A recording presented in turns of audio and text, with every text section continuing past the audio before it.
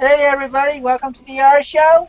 Tonight we are talking about Etsy with our two guests, Planet Alissa and Thrifty Theresa. And Hi. with me, as usual, is Cool Toads. Hello. If you don't know, this is a weekly show.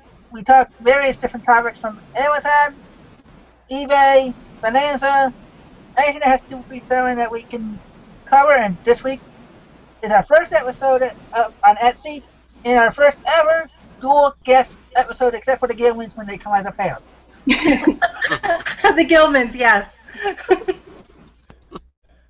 So, with that being said, Alissa, why don't you introduce yourself to the people that don't know and haven't followed your YouTube channel? Okay.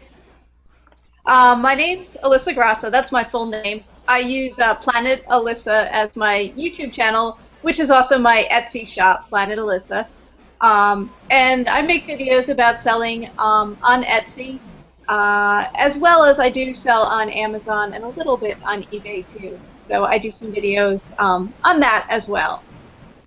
But I live in the very eastern edge of Pennsylvania. I started selling on Etsy, oh my goodness, I can't remember now. I guess about 2011. And I sell part-time. I do other stuff as well. I'm also an author in my other life, so this is just sort of a part-time thing for me. But I sell vintage stuff on Etsy and have fun doing it.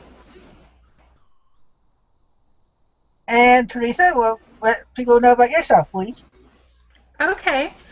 Hi, I'm Theresa. I live in Seattle.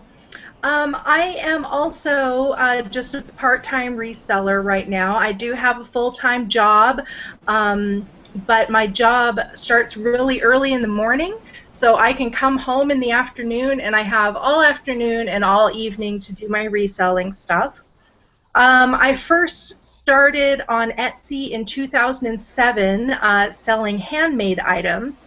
I was selling Catholic rosaries and gifts of a religious or Christian nature. I had that shop open from 2007 to 2010, and then I went on hiatus. I was not making any more handmade items. Last year, right before Christmas, in November, I opened up my vintage Etsy shop, which is Thrifty Theresa, and I started that primarily with the idea of helping my father sell a bunch of his vintage items because he has an eBay shop. And I wanted to give him more exposure and get him selling on Etsy. And then I started having a lot of fun with it and wanted to start being a reseller too. So it is a little bit of a hobby for me right now. I am not scaling this up to be a very big business for myself. I still consider myself a novice, even though I have been using the Etsy platform for a really long time. Reselling as a business is new to me. Okay. And Sean, let you do your own little introduction. Yeah, pretty much everybody knows me in the chat. I am Cool Toads. I have a show Friday nights called the Toadcast, 5 o'clock Pacific, 8 o'clock Eastern. And I have a page on, what is it called, Facebook. It's called Cool Toads Pad. Cool Toads Pad. And then I'm here. So, there you go. Okay. Well, I see we're already getting our first questions from the chat. Yep. So, before we go to that, we'll save that, Sean, for when I start getting closer to the topic. Okay? Oh, yeah. We'll kind of answer this one already, but how long have you both, we'll start with Alissa and we'll go in that routine so that way we don't have to go back and forth. How long have you been a reseller and what actually got you started?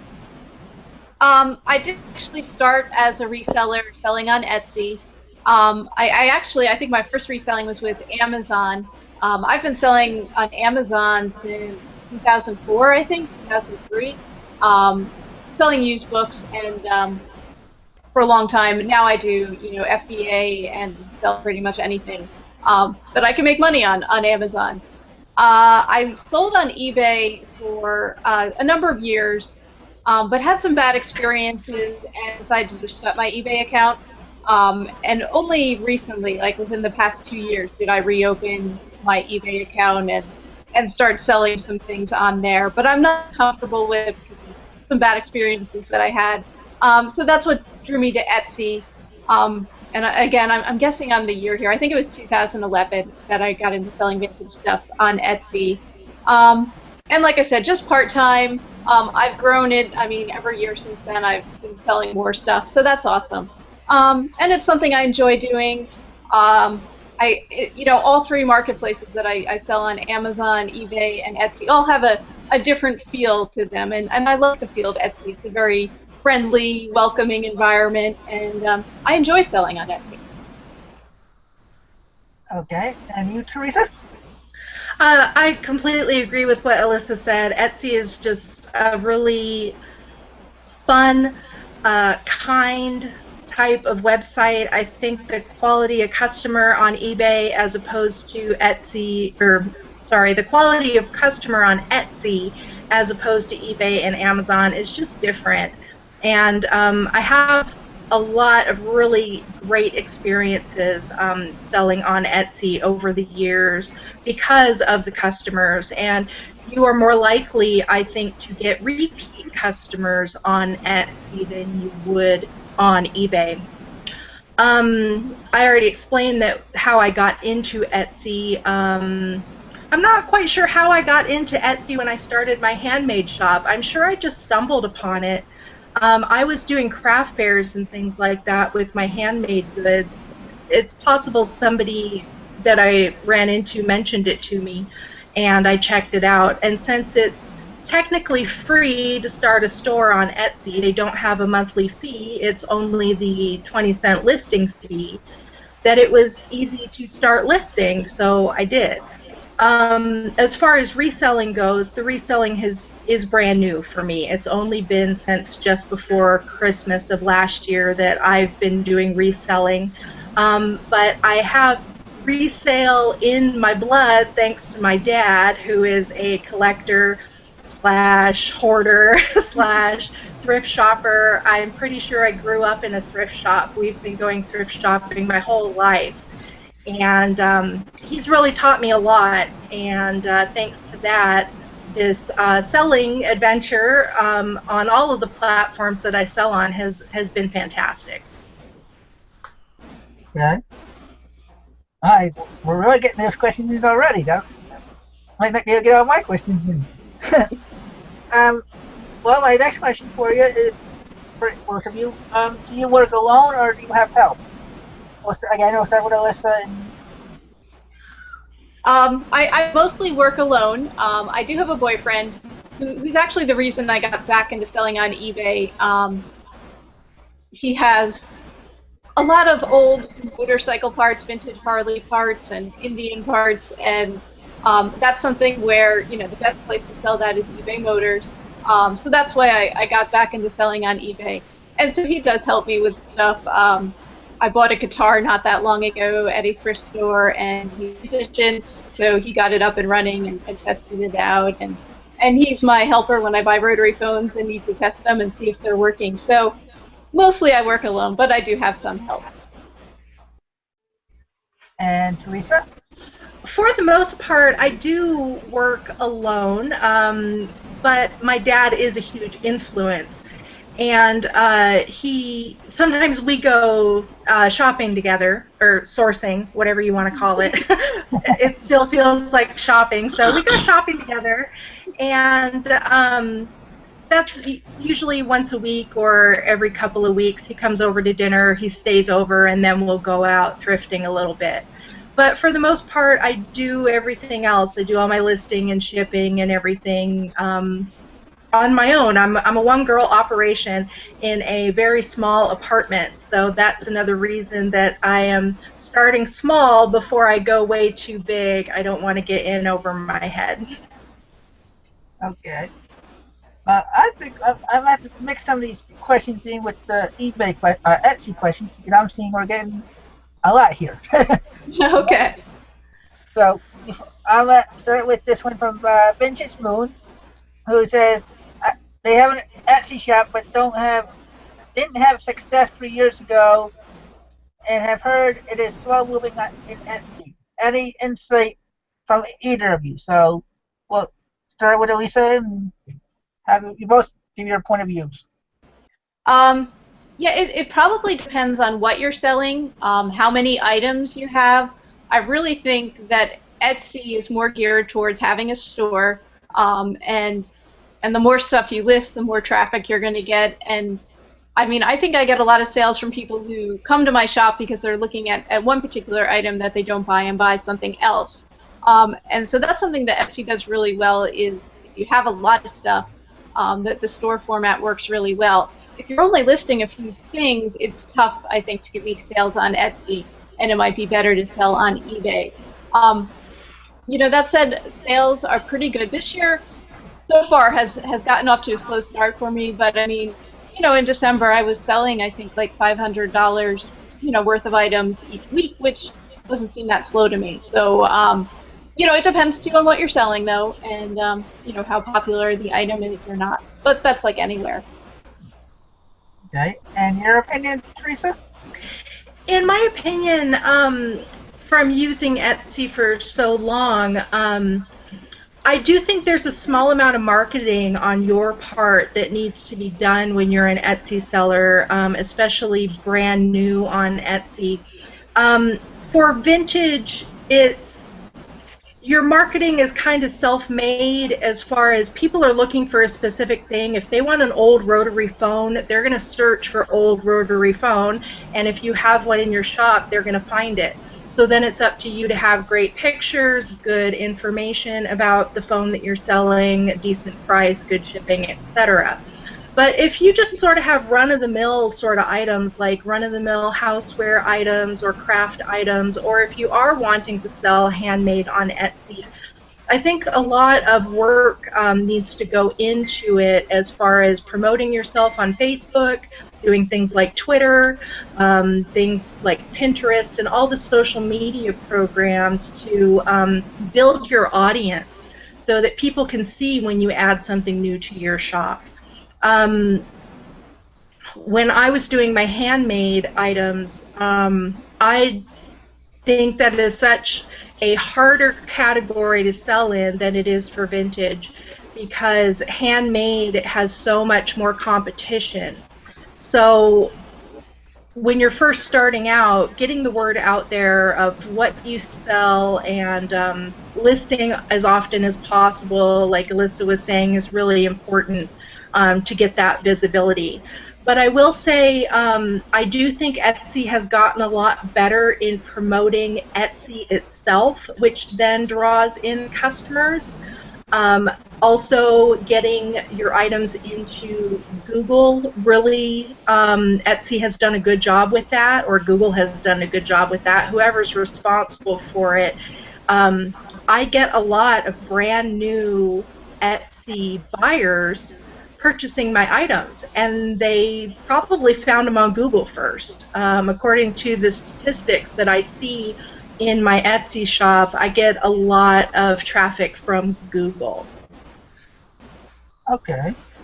Well, we were talking about this before, and I think it was Alissa mentioned that Etsy is getting an IPO this week. Yeah, they had their IPO this week. So they are now a publicly held company. It's a big deal. Raised a lot of money for them. Okay, so they might actually compete against eBay since they're actually going to be trading stock. Yeah. Okay. Deb Machine has a question. She asked, and this is what kind of brought me to about the IPO, is what is the story behind Etsy? She thought they used to only sell handmade items. She just only recently started checking Etsy out again. Etsy has 3 categories that you can sell on: handmade, vintage, or supplies, like for making different craft items. And maybe when they first started out, they were only handmade, but I know for a long time they've been able to sell in those 3 categories. Okay. Want to add to that, Theresa? Well, I don't really know what the story is behind Etsy, but I do think that that is the main thing that a lot of people think of when they think about Etsy is handmade. So it's up to you, being a business person and a seller, to figure out, here's a platform for me to use. How can I use it to the best of my ability? If you want to make handmade items, that's fantastic. If you want to sell supplies, Sean was saying that in the past he tried to sell supplies. That's another avenue you can take. And then the vintage. And vintage isn't necessarily that old. They only have a 20-year, what's the word? It has to be at least 20 years old prior to 1996 for you to sell it as vintage.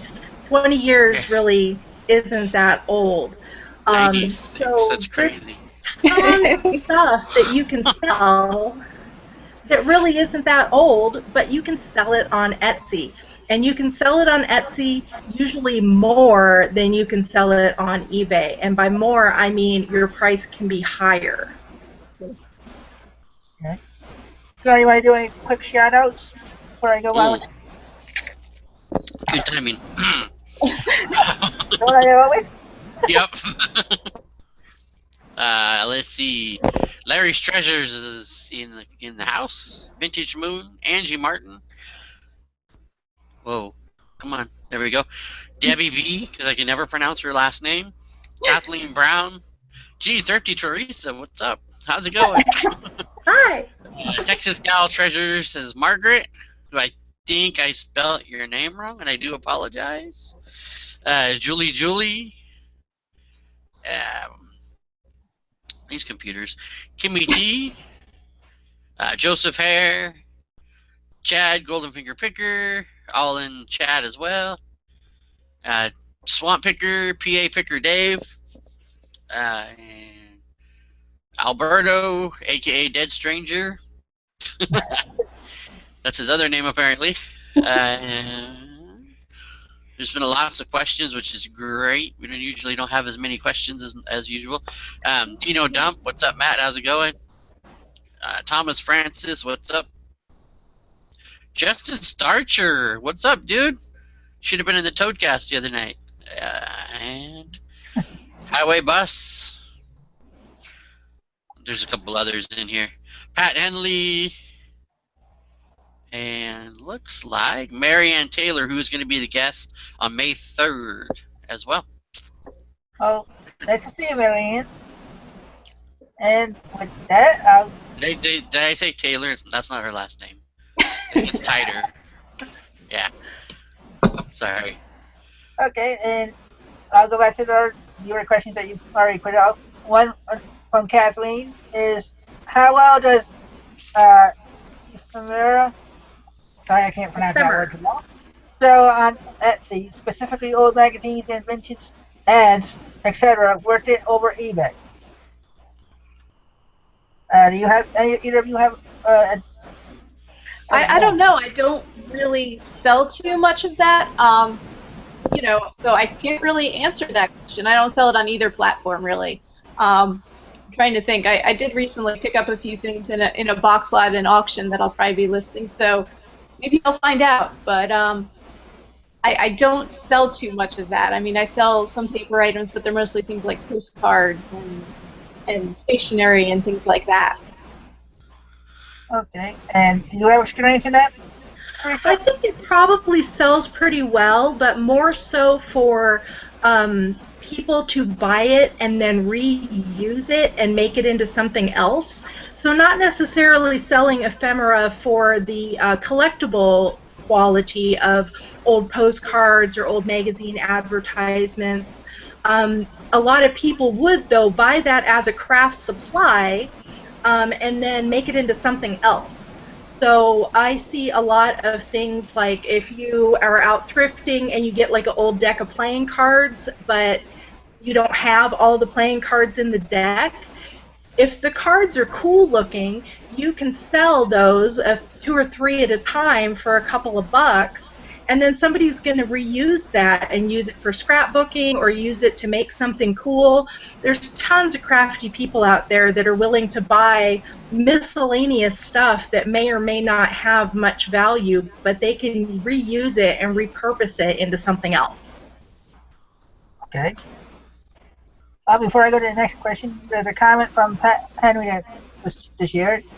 He says, or she, I don't know exactly, said, I love you guys, learned a lot from you. So I'm assuming they're talking to the guests. Oh, thank you, Pat. Thank you. And Kathleen also asked, how well do very old LP records sell on Etsy? Worth it to list on Etsy? I have actually sold a few of those in the past. Nothing recently, just because I don't have any. Well, I shouldn't say that. I have some that are tucked away that I might have to get to one of these days. But I have sold some old records in the past. Some even not that old, just more obscure, weird old things. So I don't know how good the market is. I mean, I think I maybe have sold 10 altogether, but I didn't have that many listed, so yeah, I did okay with them. And what about you, Theresa?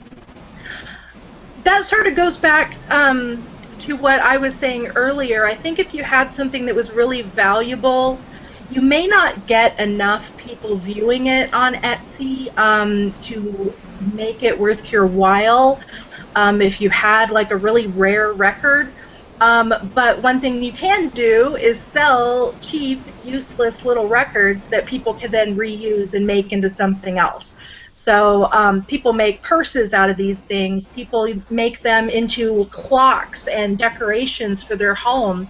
So if you had a stack of old LPs that really weren't worth anything very valuable, you could still sell them for reuse or supply items.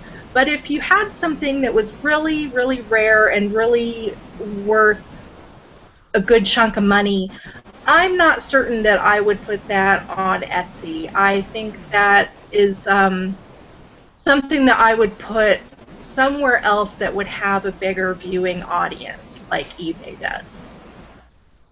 Okay. And the last one I see so far until Sean puts more up.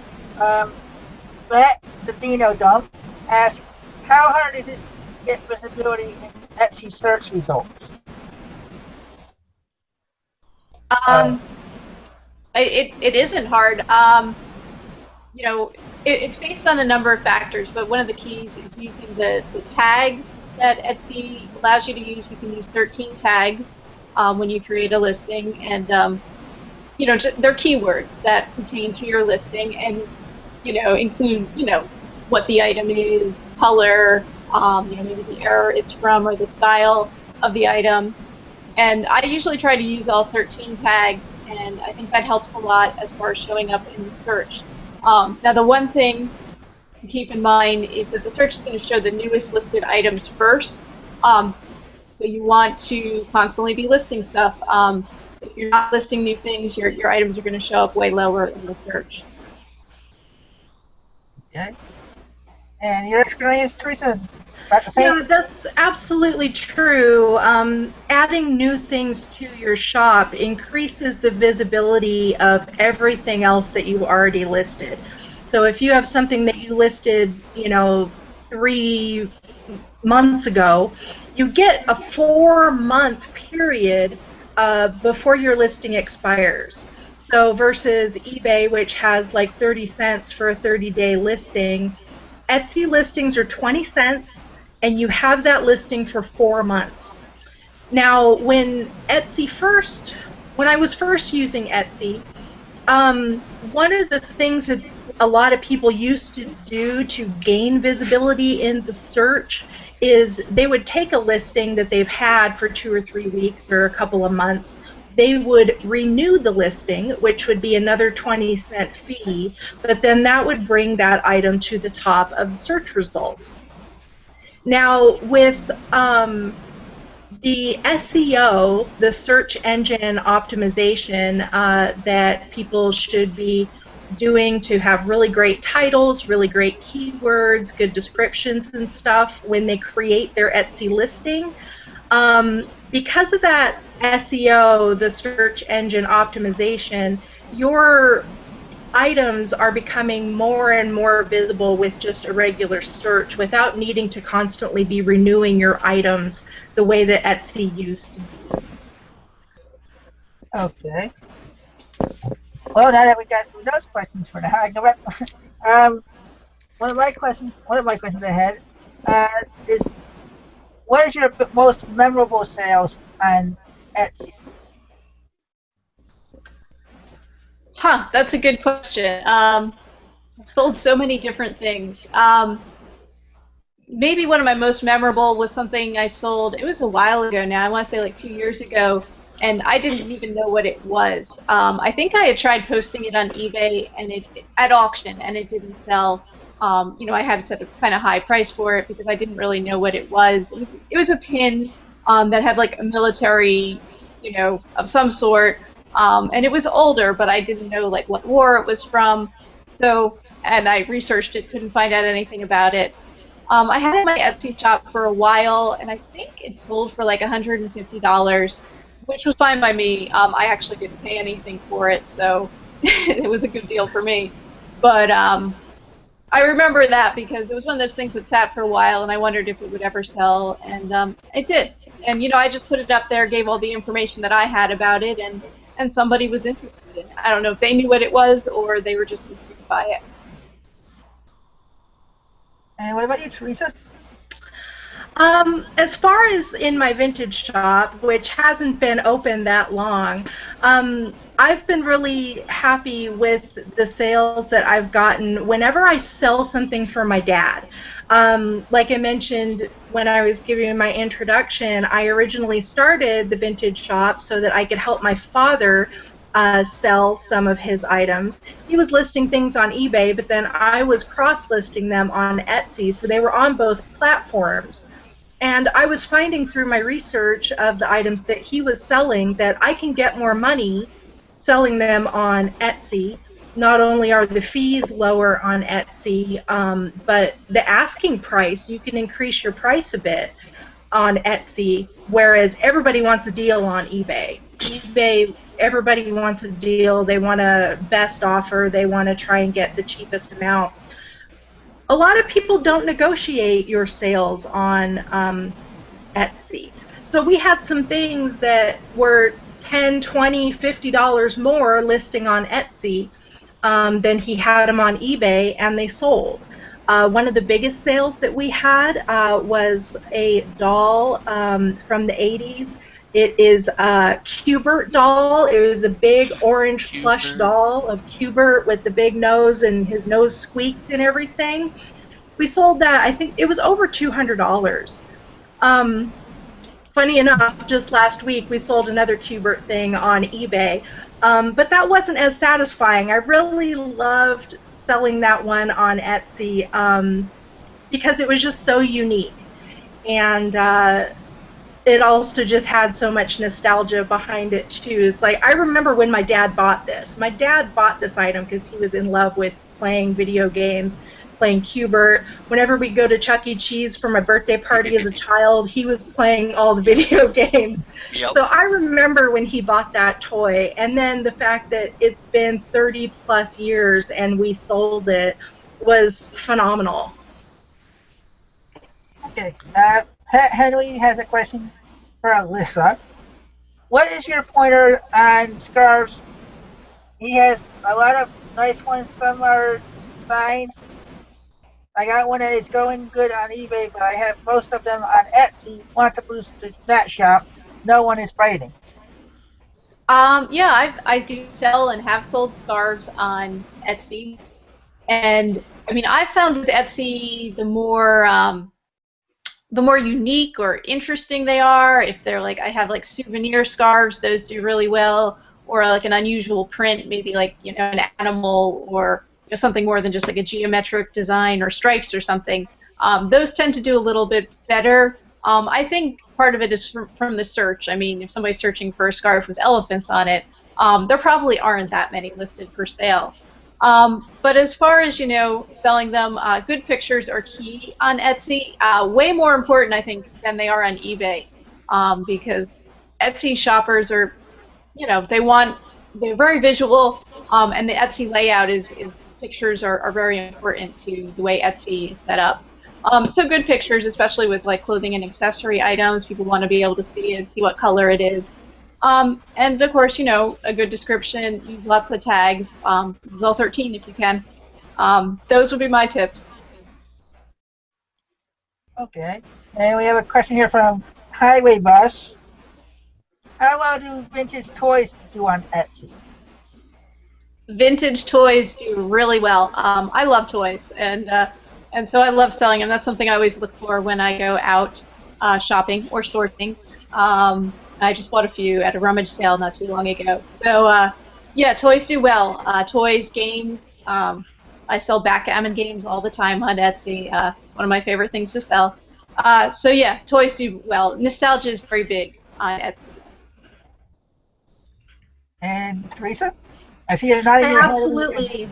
Absolutely agree with that. Vintage toys and stuff like that is probably a huge moneymaker for Etsy. Most of the users that use Etsy, I think, are probably within our age range here of 20s, 30s, 40s. So people are looking for things from their childhood. Nostalgia is huge, like Alissa said. People want to get the toy that they had when they were a kid for the kid that they have now. And most of the stuff that my father sells and most of the stuff that I put into my shop that come from him are toys from my childhood, toys from the 80s. We love selling anything from the Muppets or Strawberry Shortcake or the Care Bears or any of that stuff. Not only are people still collecting those things, they're still collecting the Smurfs. They really just have, you get that connection in your heart with something when you remember it from your childhood. So childhood toys, vintage toys, definitely a top seller on Etsy. Okay. Well, to go back to my question, since you asked, we answered about your best sale. What was your worst sale or most embarrassing reseller moment?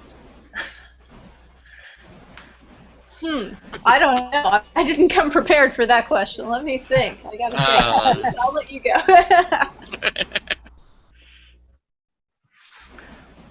I'm sure that I've probably sold something and really boned up on the shipping fees. One of the things that Etsy has just rolled out just this past week has been calculated shipping. The rest of the time in Etsy's history, it's always been up to the seller to determine how much the shipping fee is going to be for everything that you list. You get to choose your own price for the shipping, and you can still do that, but now they have the calculated shipping option available, so that's going to make some blunders probably a little less for people if they're paying attention to the weight and size of the box and everything that they're going to be shipping things in. Okay. We have another question from Pat. And sorry, Pat, for what I said earlier. I'm sure she's okay. well, apologizing. Yeah. Yes. I'm afraid of international on Etsy versus eBay, and I know I'm losing out. I would like to add it. How do I figure the prices for Canada and heard some countries to stay away from? I sell a lot of international items on Etsy, and like Theresa said, they just rolled out calculated shipping, so now you could use that to easily, you just have to enter the weight and where you'll ship to, and I think it'll just calculate it even for the international stuff. But even before that, I just went on USPS and calculated. I had Canada separated out, and then everywhere else, I think. Like Mexico is supposedly a bad place to ship to. I've never had anyone from Mexico order something from me, so I've never had to deal with that. But I mean, knock on wood, I will. I've never had a problem with international orders on Etsy. So, the buyers know that things are going to cost more. Routinely, they pay more in shipping than they pay for the item, and they know it's going to take a long time to get there. So they're pretty much prepared for that, I guess. Picker Smurf says, I'm thinking if 55-year-old Smurf is old enough to sell on Etsy.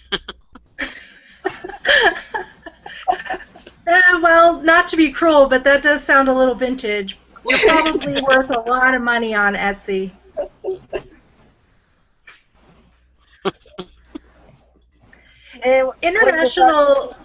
International shipping on Etsy is something that I really have not experimented with. I am still a novice to that. I'm sure it would be easier now with the calculated shipping, like Alissa was saying, but it's not something that I've really ventured into. The reason I haven't ventured into international shipping is when you look at your shop statistics on Etsy, they actually can give you a world map and show you what countries your shop views have been coming from. And very rarely do I even get anybody from Canada looking at my shop, at least not yet. So I don't have a big international audience yet. If my international audience grows and I start seeing more countries showing up on that map, then I'll probably start considering doing the international shipping. Okay. Margaret wants to list him, by the way. Sorry. Margaret wants to list Picker Smurf. Okay. Swallow Picker asks, how would wooden toy handguns sell in today's era on Etsy? Wow, I don't know. Is that legal? I don't know. Are these like handmade wooden toy guns, or are we talking like vintage wooden toy guns? I'm not sure. You said what wooden toy handgun, so I'm assuming handmade. Okay. There's certainly a good market for handmade wood toys out there. If it was a vintage one, yeah, I don't know. I check seller guidelines first. Yeah, because I can say, on eBay you have that, even no matter how old the toy gun is, whether it's plastic or not, you need to have that orange part on the end so it doesn't look real. So I don't know if Etsy has the same rule or not. I don't think they do. I don't know. I mean, I have in the past sold a couple of vintage cap guns on there, and this is, these were going back. These are probably 1970s, 1960s. So, I mean, they didn't look real. I mean, you'd have to be pretty dumb to think these were not toys. But they didn't have an orange plastic thing on the end because they didn't put those on the end of toy guns back then. Swamp Picker said handmade from the 80s. So. Well, yeah. I would have to say, I'd say the only thing to really do is to look up on Etsy the rules yourself to see, since that's going to be your, if you want that to be your niche, you have to at least know their guidelines for your niche. Very true. Okay, and let's get away from the Etsy a little bit. So, what's your favorite hobby when you're not reselling? Well, I love to play outdoors. We were playing outdoors today. It was nice enough. We were tossing a football around and going for walks, walking the dog. But I also like to write. I don't know if that counts as a hobby because I do make some money selling my books. So not a lot of money as far as the IRS is concerned. It's probably a hobby right now. But I'm trying to sell some more. This year, the past couple of years have been rough. But yeah, so I do love to write and of course read books. So those are some of my hobbies. Theresa? There's a lot of brunch involved. On weekends, I love to go have brunch, Saturdays and Sundays sometimes. double brunch on the weekends. I hang out with my friends. Every once in a while, go do karaoke. But for the most part, going to thrift shops, even before I started this whole reselling thing, has been a hobby. Go to brunch, go to a thrift shop, walk around a farmer's market. That's the type of stuff that I would do with my friends naturally on the weekend anyway. But now, if I'm out of the thrift shop, I'm actually looking for things to sell. And that hobby might actually go away for my friends because I take so much time in the thrift shops now that they don't want to come with me. Oh. Now you gotta bring your dad or find somebody else that wants to go out thrifting. That's right. My dad always wants to go thrifting. Okay, Treasures Found Shop is asking, what's the easiest way to ship mason jar products? Very carefully. Yeah, yeah. I haven't personally shipped any mason jars, but I've shipped other things about that size. I would say bubble wrap, probably double boxing maybe, depending on how well you're able to do that. But make sure the package is completely filled with void material, either bubble wrap or air pillows or something like that, so that it's not rattling around in there and it doesn't get squashed when it inevitably gets tossed around in a USPS truck or post office or whatever. Okay. You agree with that, Theresa? Yeah, definitely. I think I read something somewhere about breakables that it's better to use the large size bubble wrap than the teeny tiny size bubble wrap.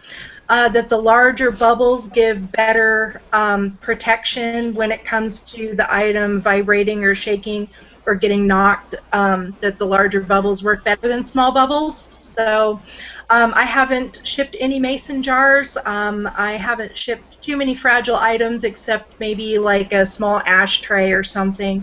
But if I do ship anything big and fragile, I'm going to go with the large bubble wrap and see how that works. Yeah, I believe it was Alabama Dusty that did it on either the Profit Talk or on one of the other shows that he brought that up. Pat Henry has another question. What is the highest item you sold on Etsy, and if you care to share what? I don't know that I remember. It might have been that military pin that I was talking about that sold for I think like $150. I'm just trying to think. There might have been other things, other higher price things that I sold. They should stand out of my mind, but nothing's coming to me right now, so I'm not sure. Okay, and you, Theresa? Mine was definitely that Q*bert doll that I was talking about before. It was like 17 inches tall and plush and just in great condition. It still had the tag on it when Dad bought it. And it sold for over $200. I think it was $225, possibly $250. It's been a few months, so I don't remember. But that was definitely the highlight of my Etsy experience so far was selling that toy. Okay. And just for curiosity, are you both just selling online or do you do offline as well? I only sell stuff online right now. I don't have time to sell offline. Online, I can kind of set my own, schedule, and I don't have to, try to do like a flea market booth or something like that. It would just take too much time. Theresa? Currently, I only sell online. When I was making the handmade items, when I first started selling on Etsy, I was doing a lot of craft fairs. Seasonal craft fairs in the winter for Christmas items, spring sales for Easter items. I was selling a lot of religious stuff.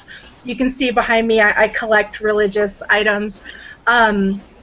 So a lot of the sales that I had in my handmade shop were focused around Easter and Christmas and things like that. So I was doing a lot of local craft fairs. Seattle has a huge a huge community of handmade sellers that do craft fairs all throughout the year. But that is one of the reasons that I stopped selling handmade in 2010, because I got really burnt out. I was not only doing the big organized craft fairs that these other crafty people were putting together, but I was selling at church sales. I was doing a lot of custom orders for people locally, and I really got burnt out, and I didn't want to do it anymore. It stopped being fun and started being just too much. So that was the reason that I took my big hiatus before returning to Etsy. Okay. Well, before I read the next question, I want to read everybody that's come in since we started. We've been on for about 45 minutes. We're talking Etsy with Thrifty, Theresa, and Alissa. So if you have any questions about Etsy, please get them in. And I do see another one from Treasure's Found Shop, but I don't know if you want to answer this. You may. He asked, and I think it's more for Theresa since she did more handmade stuff. Are you selling any handmade products on Amazon, and if so, how are your sales? I'm not selling anything handmade on Amazon, and I'm not selling my handmade items on eBay either. I'm strictly selling the leftover remaining stock that I already had of all of my handmade goods when I reopened my handmade shop on Etsy. I have not been making any new handmade items at all. Handmade is not as much fun as it used to be, and that is partially because of the huge there's so many people selling handmade on Etsy that the competition is just massive, and I think that it would cost me a lot of money in marketing to get a lot of sales and make a super successful handmade shop. Having the handmade hobby was nice, but handmade is not in my business plan anymore, other than selling the inventory that I already have. Okay. And do either of you have any special long-term goals that you want to reach? I don't know if I have a long-term goal. I set a goal for myself at the start of this year to sell $200 worth of items each week in my vintage Etsy store, and I've only met that goal I think a couple times so far this week, or this year. So I'm a bit behind on meeting that goal, but I don't really have any long-term goals for myself. I'm kind of just trying to think within the year. I don't know, see how things go. Theresa? My long-term goals have a lot to do with just helping my dad. I do have a full-time job. I am happy with my full-time job. I don't necessarily want to be a full-time reseller, but I do want to help my dad out as much as possible. So I was actually teaching him the other weekend how to list on Etsy. I want him to start listing things on my account, or create his own shop, as well as what he does on eBay. But our sort of short-term / long-term goals have to do with downsizing a lot of the inventory that he has. He does have a lot of stuff that I don't want to really deal with that he can sell, and he can sell it on multiple platforms. Helping him out, downsizing his inventory. He is wanting to move into a smaller place, so he wants to sell his house. So that's part of my goals, is to help him get his goals accomplished. Okay. Well, now, one of my questions I had for Etsy is that, and it was kind of covered, you said something about doing the forums on Etsy. Are they really hard, or is there a special way of going and getting the advertising that way? Yeah, I know, like on Bonanza, they literally have areas where you can play games and you buy from the person above you, type of thing. So I don't know if that's the type of thing that they would do on Etsy, or. Yeah, I don't know. I haven't honestly done much marketing of my Etsy shop. So I can't say for sure. I know the forums are very active, and they do have, like critique my shop forums and things like that. But yeah, I don't know if they have. Etsy also has teams, which is something I think that's unique to Etsy. And there's teams built around all different things, both like regional things, type of items you sell, all kinds of things. And team members help each other out in terms of like promoting their shop and different marketing strategies and things like that. So that's something too to look into. I honestly can't give you much information about that because I don't really do any of that, so not much help. She's really right, though, with everything that she said. Even if she doesn't use those things, they're definitely there to help you out. When I was doing handmade stuff back in the early days of Etsy, I was really active on the forums and joining teams. And they do have those types of things like Chris was asking on the forums, where it's like, I'm going to put something in the list, and then the person beneath me is going to like it, or maybe they'll buy it, and then I'll buy something from them. Playing those types of games are okay, I guess.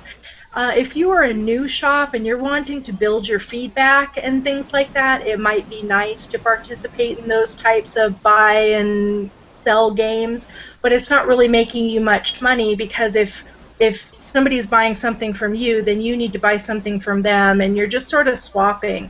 But it can help to increase your sale numbers, to increase your feedback, if you are able to participate in those types of games. But they're not really doing much for your business in the whole. Alissa mentioned the teams.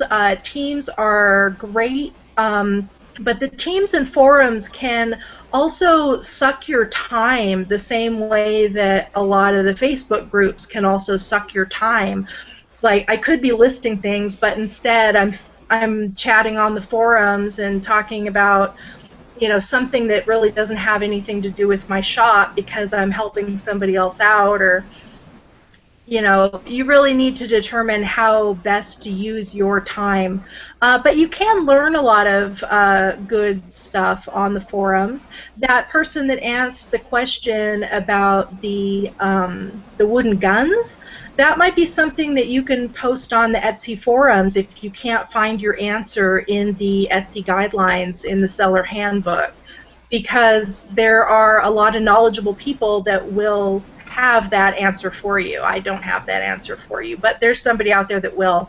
And buyers and sellers can both participate in the Etsy forums. You don't have to have an Etsy shop. You can go play in the forums right now if you want. Okay. Well, we're got another question from Vintage Moon. He says, it's for Alissa. Have you tried selling backgammon games on eBay? Any success, or do you sell on eBay with backgammon games? Or I guess you mean say you just sell on Etsy with them. Yeah, those I just sell on Etsy. I'm kind of weird because of my bad experiences with eBay. I tend to use eBay just for things that I can't sell elsewhere or that aren't really a good fit. So items that I can't sell on Amazon or can't sell on Etsy because A, they're not vintage, or B, they're not really something that I think is going to go well with the type of items that sell on Etsy. I'll throw it up on eBay. But I sell the backgammon sets so easily on Etsy, and they sell quickly and for money that I really haven't tried selling them on eBay. Okay. And what are the things that you like the most and the least about Etsy? Well, I like it that it's pretty easy for me to use. I feel like it's much easier to create an Etsy listing than it is an eBay listing. And that might just be me. The way that the format is on Etsy is more geared to the way I do things. I've said this before. It's a very different quality of seller or quality of buyer that you'll find on Etsy. They tend to be very nice people, and they're willing to pay more for items. And they're not. I don't know why, but eBay seems to attract a certain element. They're not everyone on there is like this, but there are a lot of scammers on eBay, and I have not yet run into that on Etsy. And I've sold a lot of items, so I do like that about Etsy. Um, Sometimes, some items sit there for a long time. I mean, I just sold an item this last week that I've had for a couple of years in the shop. So some things do move slowly on there. So that's one drawback to Etsy. Then again, I sold it for, I think it was like $40. I don't know. I might have been able to sell it quicker on eBay, but I might not have been able to get the same amount of money. So, there's pluses and minuses to both, I guess. And Theresa? Yeah, I agree with what Alissa was saying about the customers seem to be super nice. They're really enthusiastic. They'll email you with, any questions that they have. The one other thing that I really like about Etsy is just the fact that it is a very inexpensive platform to sell on. Like I was saying, you don't have a monthly subscription fee to have your shop. It's only 20 cents to list an item, and that item is good for 4 months. It's just amazing. The fees are considerably less as far as how, when your item sells, the cut that Etsy takes. I actually wrote this down so I can be sure to tell you guys. It's only 3.5% of the sale price, and they don't take a cut of the shipping price the way that eBay does. So I wrote up a little thing here based on stuff that I've sold in the past. We'll just use like a $10 item with $4 shipping. On Etsy, Etsy's only charging you 35 cents when that item sells, and then the 20 cents that you originally paid to list it. So your final sale is only 55 cents in fees. And then there are the PayPal fees, which are, pretty small to begin with also. But on eBay, instead of 55 cents, eBay for a $10 item and $4 shipping would be $1.41 in fees, and then also the PayPal fee too.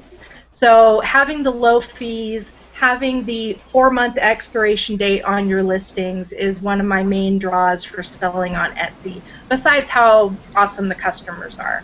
The one thing that I would like to see get better on Etsy is definitely more customers, getting more people in the door.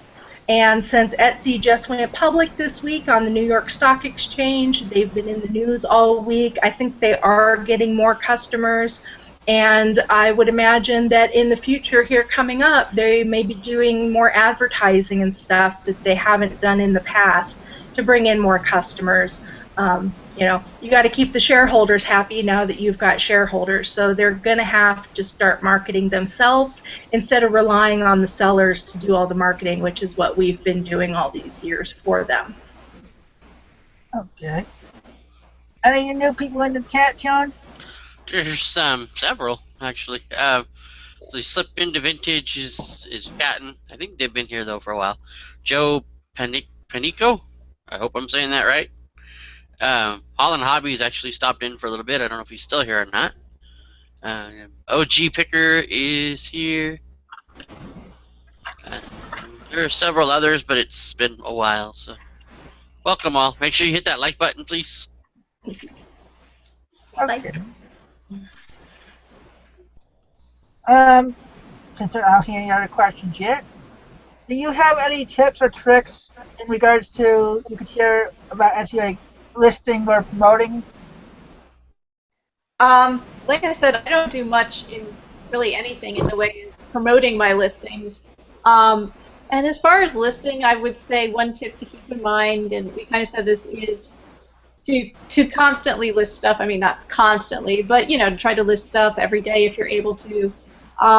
And you may not want to list all that stuff at once because to space it out, it'll help you to show up higher in the search rankings if you're able to do that. But you want to constantly add new stuff to the store because that'll just bring in more customers. I know for me, if I don't list stuff, if I'm busy with other things, or like this winter was pretty rough as far as finding new items to sell because we had a lot of weather and here I'm in an area where in the winter you have thrift stores and that's pretty much it. So we don't have garage sales, we don't have estate auctions, we don't have rummage sales in the winter. So I'm not listing as much, and I do see the traffic into my shop decrease. So the list a lot of stuff, list often. That would be my tip. Theresa? I completely agree with that. Listing often is really important. Also, Etsy has a big focus from the Etsy sellers that you should have really good pictures. A lot of people spend a lot of time, even the vintage sellers.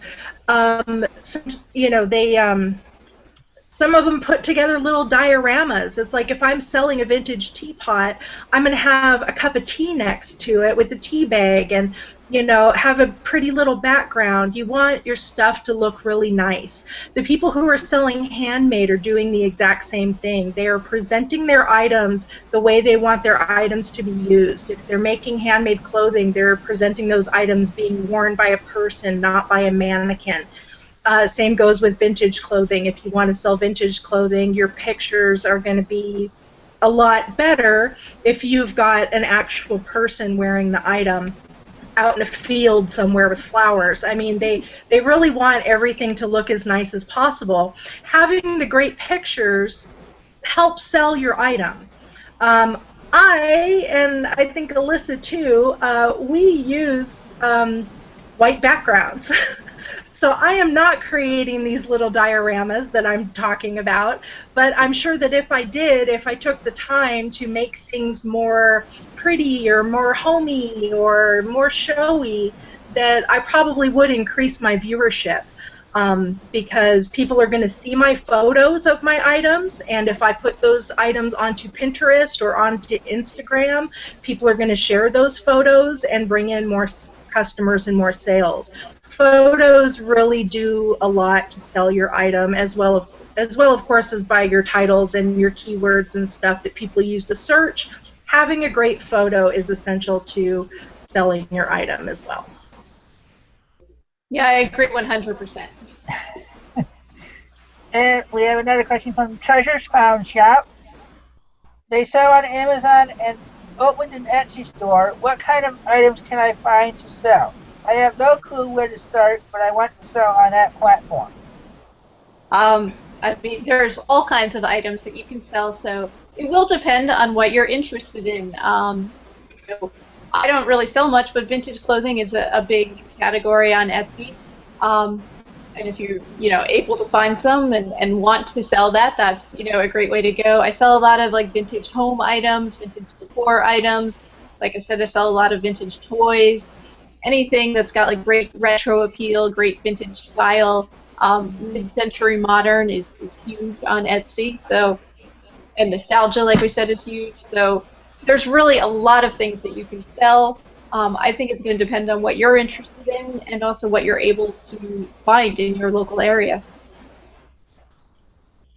Theresa, and then I'll say what I'm going to say something that you may or may not agree with, so I'll wait till you're done. Oh, I was just going to say that I would agree that in anything that you sell, it's probably in your best interest that you are interested in that item yourself. I see people in some of the Facebook groups and stuff buy something at a thrift shop, and then they'll put a picture of it on a Facebook group and say, how should I describe this? If you have something that you're not sure about or something that you're not willing to research yourself, or if you don't know enough about it yourself, you may not be successful in selling those types of items. So find something that you like. If you like toys, sell toys. If you like teacups and tea cozies, sell those. If you like games or whatever, sell those. So I started out, like I said, selling some of my dad's stuff, and I was seeing some of the stuff that he was putting in my shop and what was selling. So that's kind of the same stuff that I go look for too when I'm outsourcing. because it's fun for me to find these items, these toys and stuff that my dad has, the stuff that reminds me of my childhood, you know.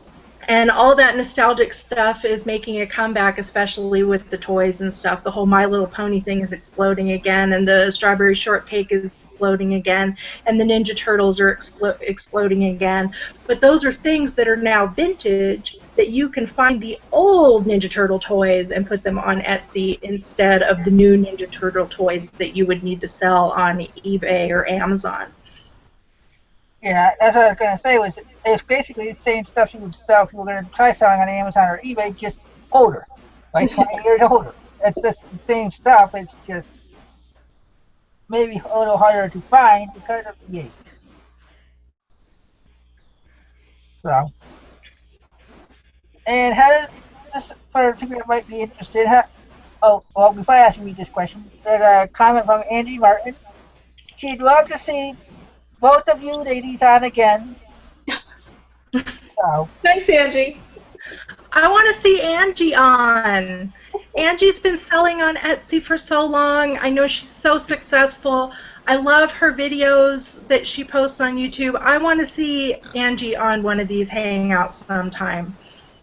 She's just such a wonderful lady, and she supports everybody, and we want to support her too. So you should come on so we can talk to you and ask you questions. Yep. Totally agree. You mentioned the PayPal fees when you were doing your those about the payments. Yeah. So I take it they take PayPal. Did they take other payment plans or something like that? Yeah, Etsy also has its own credit card processing. What do they call it? Direct checkout. So buyers have the option of, using a credit card directly through Etsy or using their PayPal account to pay. And I'd say most of my sales are through direct checkout, but a large number of them are through PayPal. So it's maybe like 70% go directly through Etsy and maybe 30% go through PayPal. Okay. And Mine are about 50-50. Okay. Yeah, my sales are about 50% PayPal and 50% Etsy direct checkout. The fees are pretty much the same for the Etsy fees or PayPal fees. I was doing that $10 item with $4 shipping as my example, and the Etsy fee on direct checkout would be about 67 cents. The PayPal fee on that would be about 71 cents. So it's approximately the same amount of money, and it just is whatever the buyer is more comfortable with. Okay. And when they do the direct payments through the Etsy part, how do you get paid? Does it go into your bank account directly, or do they hold on to it like PayPal does?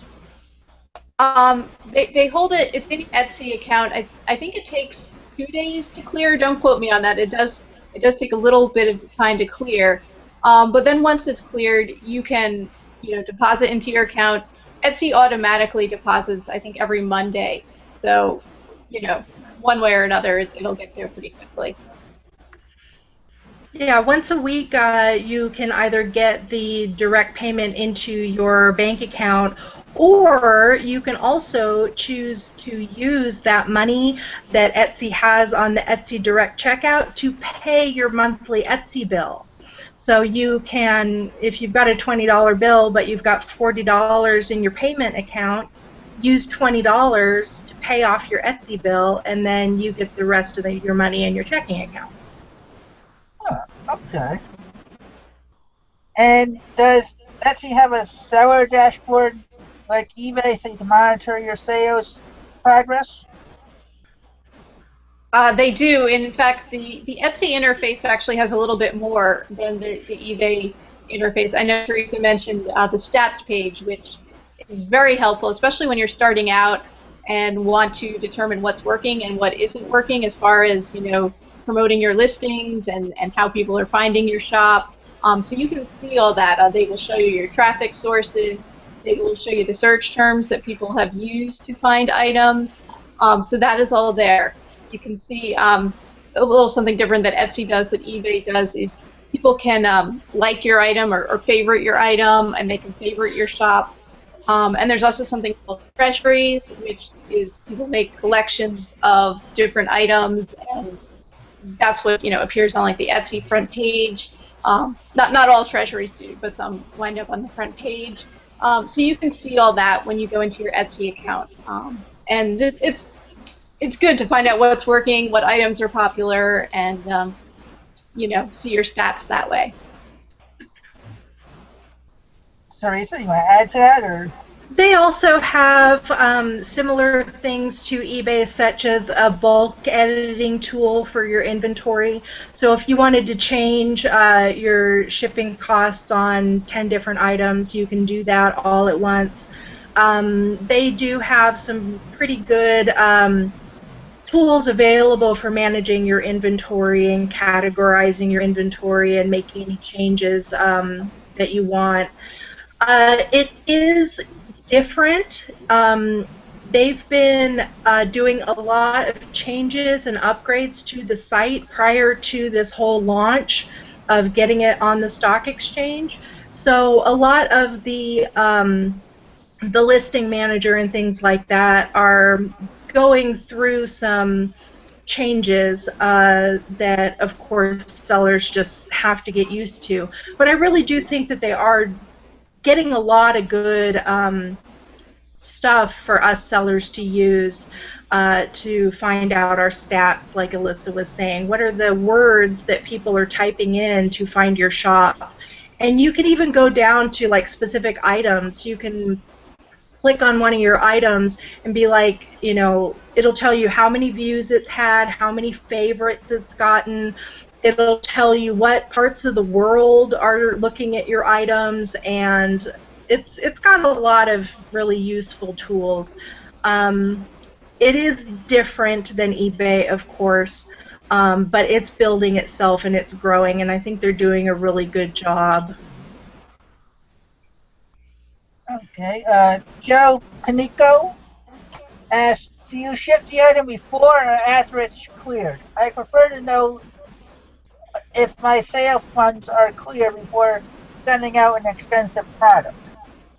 I did cleared, but it's a little different than like when you have a PayPal payment that hasn't cleared yet. Etsy's just holding the money for whatever it is 2 days before you can deposit it in your account. So the money is there. It's not going to go away. So I do ship out usually the next day after a purchase. So, and I've never had a problem. I've never had Etsy take back the money or anything like that. They've already verified the credit card and all that. Yeah.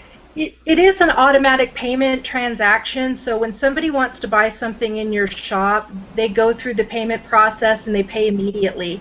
It's not a situation like on eBay where somebody can buy your item and not pay for 5 days as they're waiting for their check to come in or whatever. So you never have sales that have not been paid. Anytime you get a sale, the payment is done. The money's on your PayPal or the money is in the Etsy direct checkout. So there's none of that non-paying bidder stuff that you have to deal with sometimes on eBay. Okay. Kathleen Brown asks, do they have buyer-seller feedback on Etsy like they do on, and if they do, is it as important as on eBay? They do have feedback. They did away with seller feedback, or buyer feedback, I'm sorry, sellers leaving feedback for buyers. They did away with that, I want to say, like a year and a half ago, maybe a year ago. They decided there was just no point to that. So the feedback is just of the sellers. And I don't think it's quite as important as it is on eBay. I mean, it's important to have good feedback, but basically almost every item I sell on eBay, I get feedback on.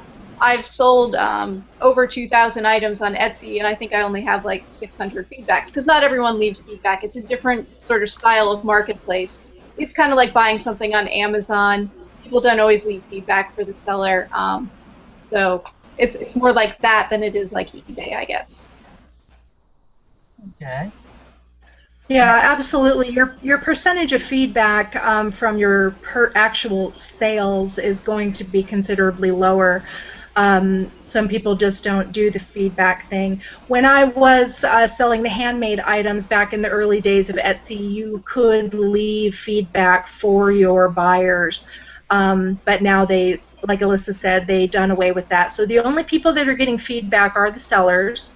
I think the way that they calculate their feedback is a little different because it is on a 5-star rating.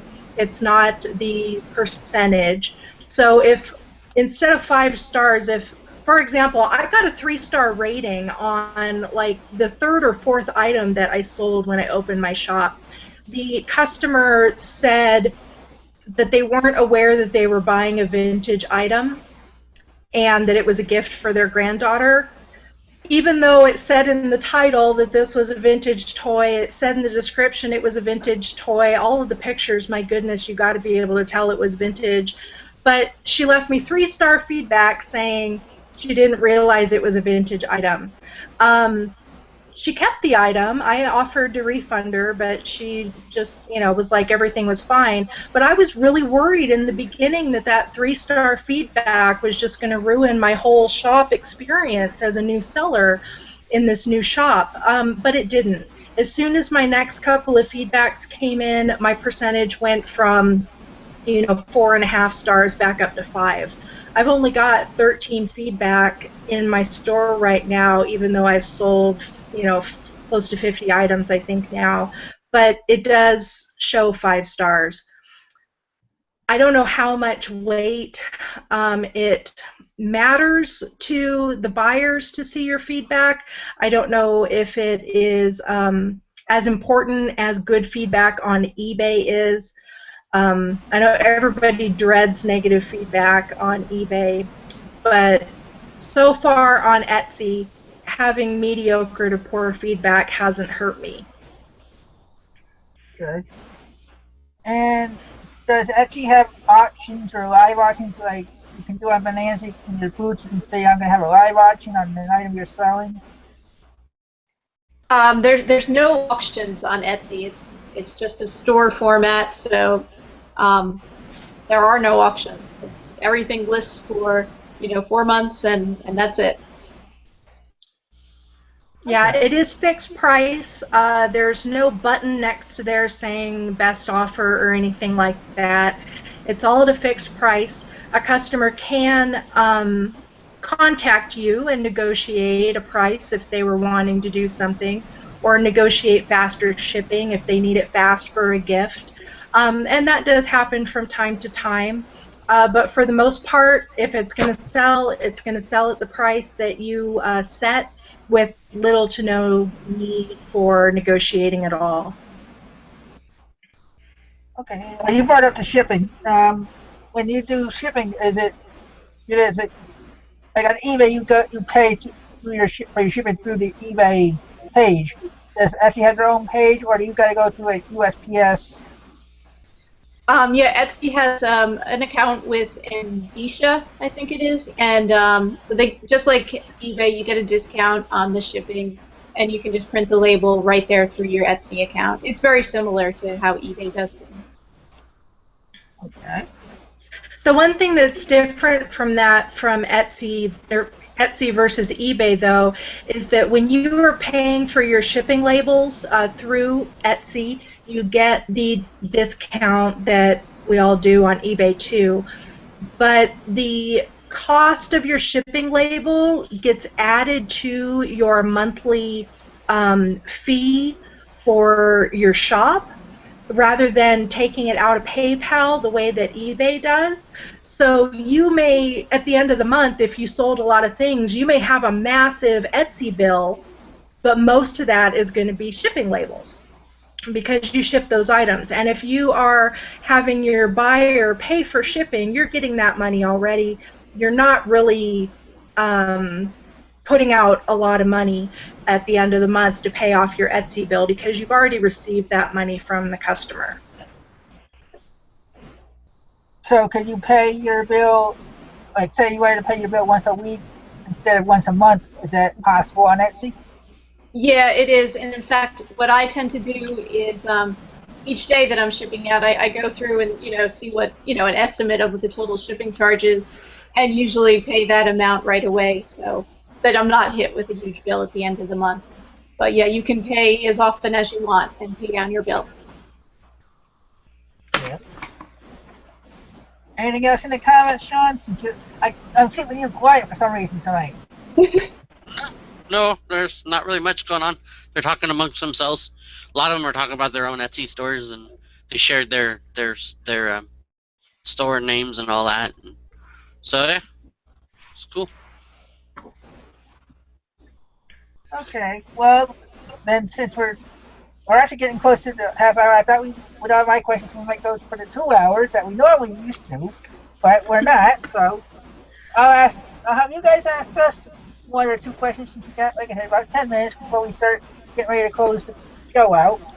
So if you have any questions for me or Sean, here's your chance. Well, are you guys thinking of selling on Etsy at all? My wife is thinking about it. That's why I showed my mother-in-law's items for us.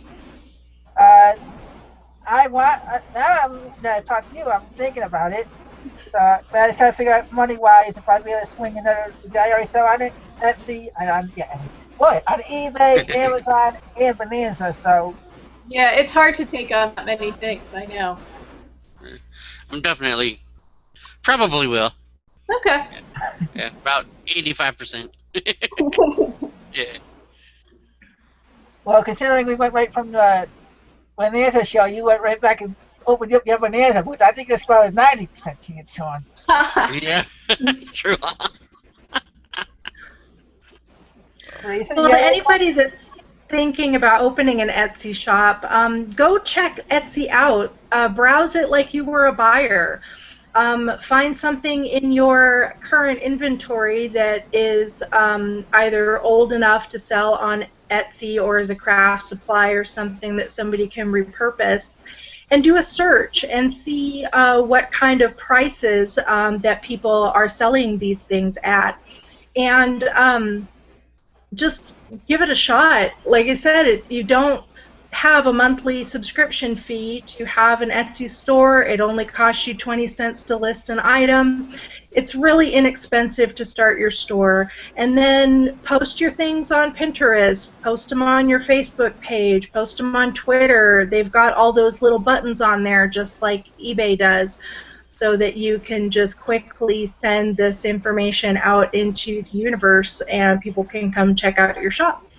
Get active in the forums, ask people in the forums questions about selling certain items, join some teams. There are some Etsy teams for vintage sellers, and Etsy teams help promote the other team members. So get in on some teams and they can then show your stuff off too. Okay. Well, with that being said, I want to thank you both for being here, and I want to thank all our viewers. If there's any pages or anything that you guys want to promote, please go ahead and do so. I didn't give you that chance earlier because the questions kept flying early. So, Alissa, if you want to promote your YouTube channel, your Facebook page. Yeah, I'm Planet Alissa on YouTube. Like I said, I make videos about selling on Etsy. I also have some about selling Amazon as well. And, same as my Etsy shop, which is Planet Alissa. And I have a Facebook page for the Planet Alissa shop, too. So I'm pretty easy to find, I think. And Theresa? Yeah, same thing.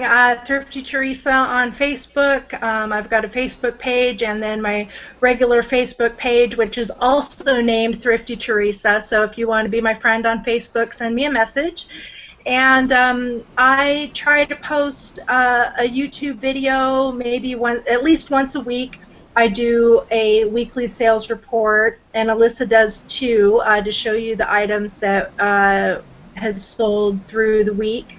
And then I also have been doing just random videos too of shopping and hauls. And I did a little series last week in preparation for tonight, that if there are any people who are new to Etsy, it's a 4-part video that shows you how I go about listing on Etsy. How to create a title. Uploading your photos is a no-brainer, but the descriptions and the things that are different on Etsy that are different on other platforms. For example, the tags on Etsy. The tags are really important keywords that you want to have, and I show you how to find good tags for yourself. So if you subscribe to my YouTube channel or check out my YouTube channel, you can see how to create an Etsy listing. And I went into great detail for those people who need a lot of detail. But honestly, the Etsy platform is so easy. I'm teaching my 73-year-old father how to use it. It is so easy to use. So nobody needs to be scared of Etsy. Just give it a shot. There's nothing to lose. Cool. I guess I will then. I just shot it up to 100%. Yay! Woo!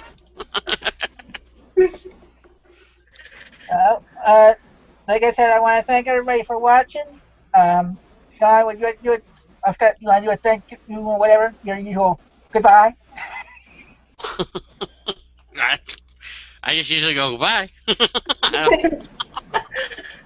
Yeah, for sure. Thank you for coming on, filling us in all about Etsy and stuff. Yeah, I'll definitely get back on there. Now that I think the last time too, I didn't have all that. I kind of just winged it. So now that I know that there's something out there I can watch and learn a little bit more. It'll be a lot better, a lot easier. Plus, now you can get a hold of them on Facebook. It's not like they're going to just disappear. They're not coming for a show and then saying goodbye. No one. That's true. That's true. So, like I said, I want to thank you both for being here. I want to thank everybody for watching. Next week we have who on for packing stores of some sort. That's not next week. That's not next week. That's right. Next week is Danny. Next week is Danny Ackerman. Yeah. Okay. And then after that is Margaret, Texas gal, is going to be on for Mother's Day. Yep, that'll be on the 10th. On the 3rd is Marianne. I'm hoping it's Tater. I am never gonna. Some names I'm just gonna butcher. So I do apologize. So with that, I want to say thank you again to everybody, and see you next week. Thank you. Thank you. Bye.